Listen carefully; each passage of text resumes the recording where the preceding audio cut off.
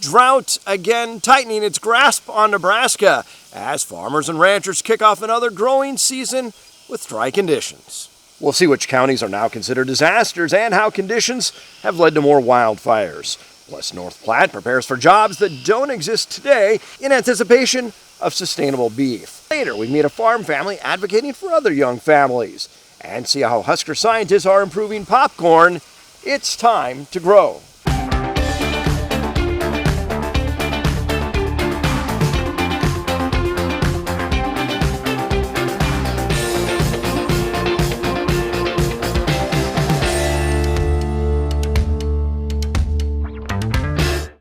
A natural disaster in slow motion. Drought continues to take a toll. Welcome to Grow. We kick off this week with a look at a disaster declaration for much of Nebraska. Designation allows farmers in 44 counties to apply for FSA emergency loan assistance due to damage done by drought. Farmers have until 8 months from now to apply. Some of the counties included are Custer, Dawson, Garfield, York, Buffalo, Clay, Frontier, Hamilton, and Phelps. For a complete list, download the NTV News mobile app or check out our website, nebraska.tv. Another wildfire scorching land in the Nebraska National Forest. Here's a look at the fire near Halsey, submitted to Chime In by Bob Mustin. According to the Nebraska National Forest and Grasslands, the Natick fire was reported this past week. They believe it started near the Natick campground, burning an estimated 1,800 acres. Officials say around 70 fire personnel and around 10 different fire engines were on scene. This as the U.S. Forest Service tries to determine the priorities for restoring thousands of acres destroyed in the Bovee fire last year. 2 public listening sessions are planned for May 15th at the Halsey Community Center. Nearly 19,000 acres burned in October, including more than 4,100 within the historic hand-planted National Forest. The Nebraska 4-H camp was among the structures destroyed. Meanwhile, a bill that could have helped fund the camp's reconstruction has not made it out of committee in the Nebraska legislature. It may be the perfect snack at the movies or a ball game, and now researchers think they can help farmers grow popcorn more sustainably. When the crew at Zoerb Hybrids walks the field in the fall, they produce the seed for the state that raises more popcorn than any other. Roughly about 100,000 acres produced in Nebraska. It's an important industry, but accounts for less than 1% of corn production, and research has reflected that. Truthfully, UNL has not done much with the popcorn industry in the past. I think we've done quite a bit in terms of herbicides and weed management, but not really much on the nitrogen and irrigation side of things. So I'm really excited about that. When Luke Zoerb learned through the LEAD program what Husker scientists were doing, he wanted to put popcorn to the test. How much nitrogen should we be putting on our popcorn? And obviously there's a lot of different variables that go into that. But there is kind of a general range that people could recommend, and so that's really what we're after, is finding that general range. Standard corn growers face pressure to reduce nitrogen and water use, but that corn is getting fed to cattle and turned into ethanol, so it's a step or two removed from consumers, but not so with popcorn. As the food industry be more sustainable, their clientele will really eat that up, if you will. TAPS, Testing Egg Performance Solutions, uses a competition model where the university carries out management practices decided by folks from across the state. Participants have access to cutting-edge tools to monitor the crop that appealed to the Zoerbs. Partnering with UNL Extension, they have access to plant pathologists, a lot of different things. Popcorn is considered a specialty crop, and growers won't plant it if it doesn't make financial sense. How does that actually compare then to commodities like corn and soybeans? Zoerb Hybrids is one of the industry's leading seed suppliers, and they hope to give growers better guidelines to grow the crop more efficiently. I feel very fortunate to be able to do this. May is Renewable Fuels Month and Beef Month here in the beef state. Governor Jim Pillen signing a proclamation declaring Beef Month. That event happening this past week in Lincoln. Later the same day, Governor Pillen saddled up next to the UNL rodeo team to ride around the Capitol to ring in Nebraska College Rodeo Week. He was joined by volleyball coach John Cook, who's an avid horseman in his time away from the volleyball courts. When today's fifth graders grow up, North Platte will need jobs that don't exist today. Feels very good. Putting his hand in a cow's stomach. He thinks about what it will put in his. Hamburger. Cattle eat what people can't. But can the cow eat grass? Yes. Turning Nebraska rangeland into protein is big business in Lincoln County, one of the nation's top cow-calf producers. And the impact will grow when a packing plant opens. Butcher shop, kind of the meat processor place. Sustainable beef? Have you heard about that? Yeah. Think of the jobs and that it can produce for us in the state of Nebraska. And we're adding value, right?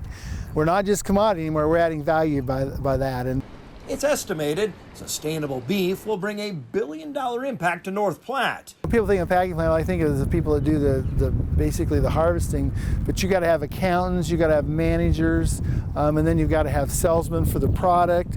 This event exposes kids to careers.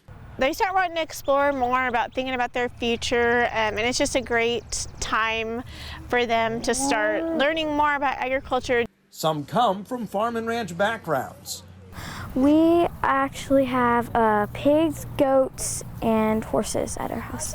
The future is bright for kids in the North Platte area with animal science experience. I think I might become a rancher, something like that, or a cattle manager. To see all the opportunities they have and how they can, even if they're not working as a farmer or a rancher, but there's a lot of people that you're definitely touched by agriculture. And if nothing else, they hope these kids will come away with a better understanding as consumers. A bill that could impact what fuel you put in your vehicle and your wallet gets advanced in the legislature. NTV's Rosel Ventura reports. With some exceptions, LB 562 would require gas stations in the state to advertise and sell E15. E15 or unleaded 88 has 15% American-made ethanol and 85% gasoline. It has 5% more ethanol than E10 and it's cheaper at the pump.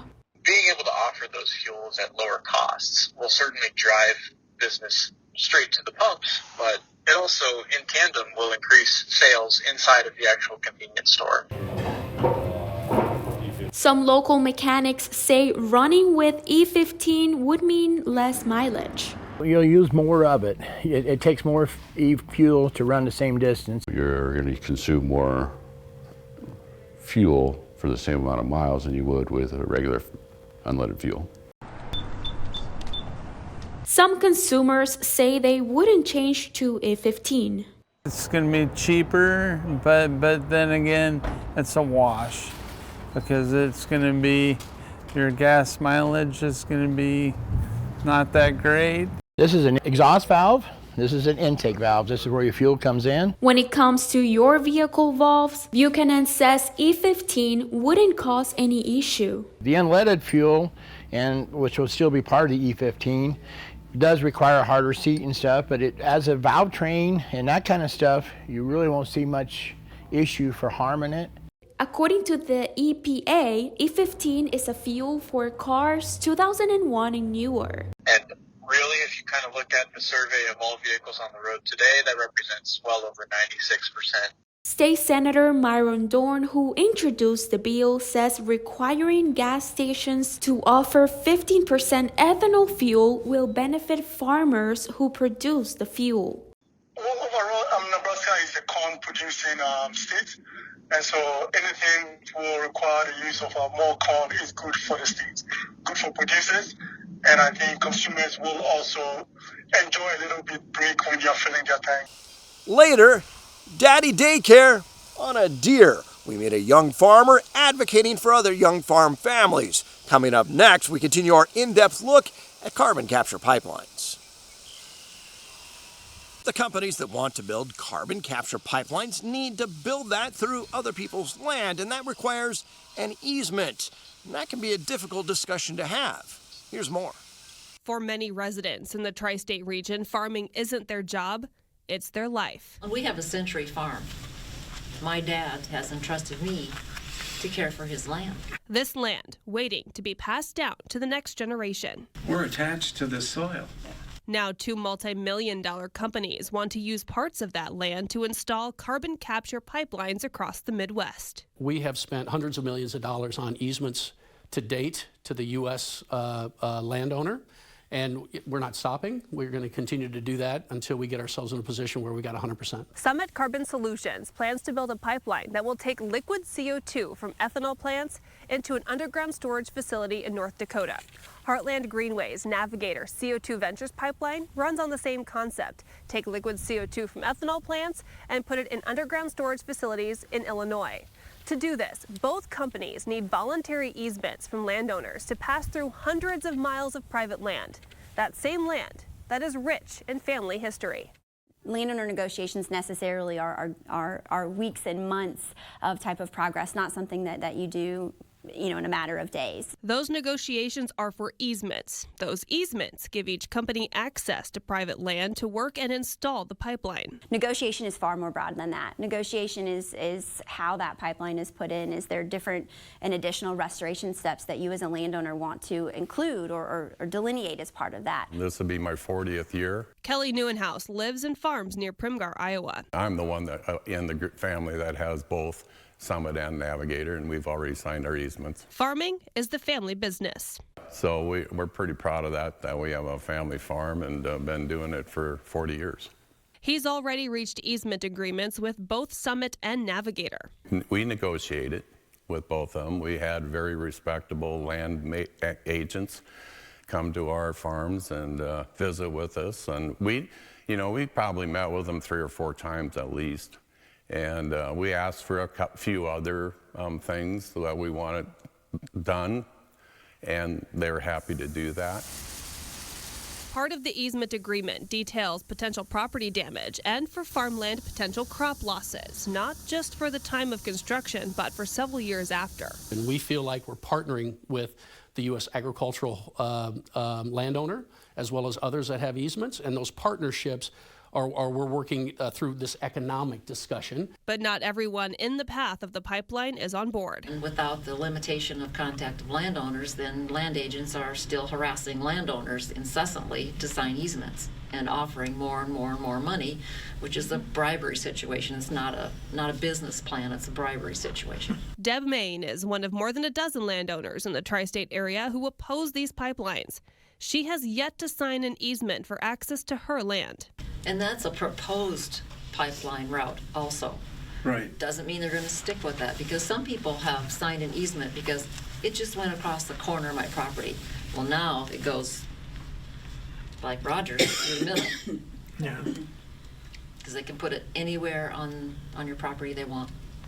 Well, they won't tell you they're out. Right. That's kind of like a secret. Yeah. But once you've got the easement, you can't take it back.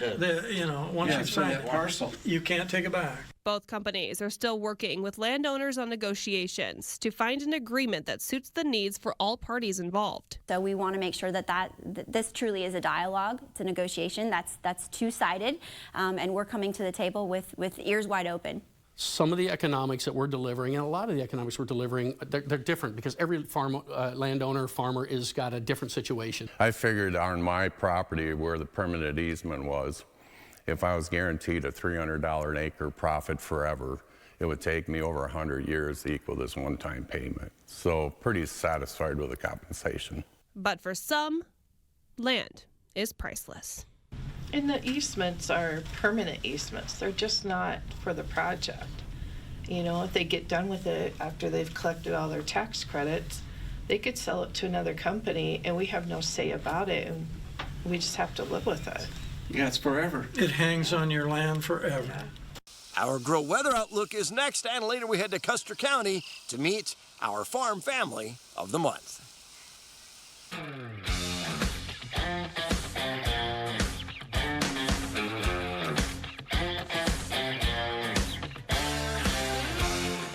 The Drought Monitor out every Thursday from UNL, and this week not showing much in the way of improvement. In Kansas, the area of no drought is now whittled down to 9 1/3%. 90.5% of Kansas abnormally dry, and moderate drought in Kansas, 83.5%, 75.75% severe, and the extreme has risen this week to 63.25%. Exceptional drought in the Sunflower State this week, 39.75%.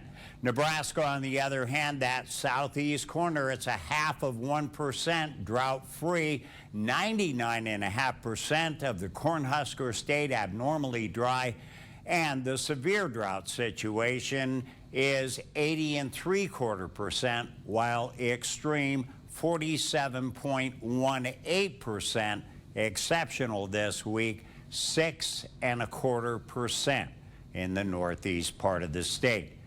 Rain has been coming. We will see what rain we had added in this week, how it affects the drought monitors. Some portions of the Sandhills fared pretty well as far as rain last week. As far as May temperatures, normal temperatures for Nebraska and Kansas expected. As far as moisture, normal moisture as well, and we'll take that any day of the week. As far as temperatures for the 3-month outlook, above normal for most of Kansas, normal temperature-wise Nebraska and northern Kansas. And as far as precipitation, all but southeast Nebraska, normal precipitation. That extreme little piece of real estate in the southeast corner will see above normal precip in the next 3 months, and the same holds true for a slice in the northeast to east central part of Kansas. That's always good news. And it's a warm week that awaits us ahead. 80 tomorrow and mainly 80s this entire week, and those lows on the warm side as well. Very good storm rain chances Tuesday, Wednesday, likely on Thursday. Not a bad chance coming up Friday. We just don't need the hail that comes with some of these storms this time of year. Normal highs 69, normal lows 46, well above that in this next week. 80 will be our average high, and 57 our average low. I may have had this one on before, the proverb. Human hair, primarily red hair, curls and kinks at the approach of a storm and re-straightens after the storm. You redheads, you know all about that. That is your Grow weather for this week. Join us again next time when, once again, it will be time to grow.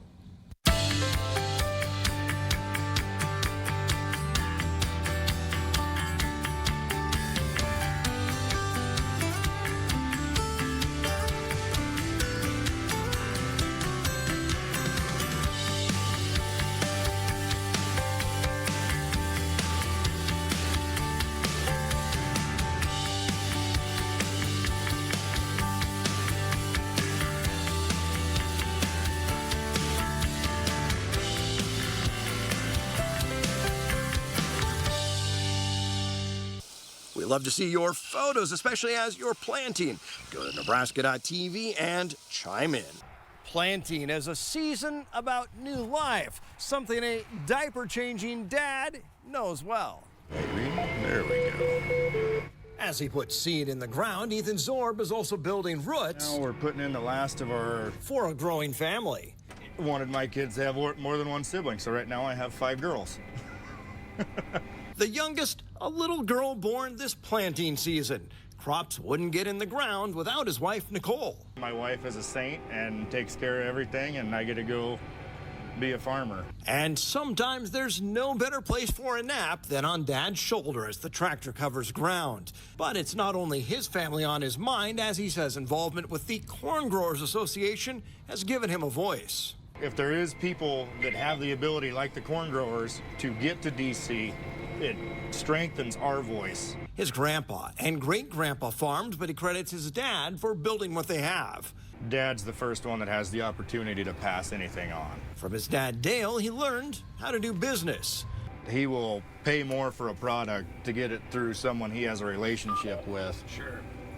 Than just trying to get it the cheapest place. And now has some land in his name that he started farming half a lifetime ago. It was a field I started farming back in '06 when I was in junior high, and then that turned into an FFA project. I got silver in it twice at state, so I never got to take it to nationals. He may not have made it to nationals then, but he's bringing a Nebraska voice to DC now, saying he wants to advocate for families like his.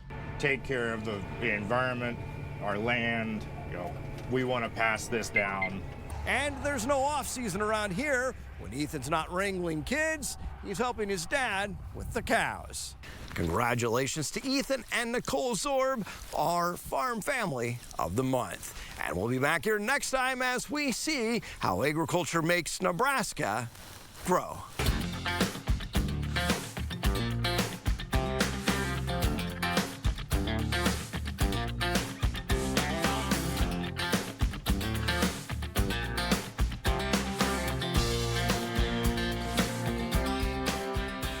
NTV's Grow is brought to you by Aurora Cooperative. Tougher together, Aurora and you.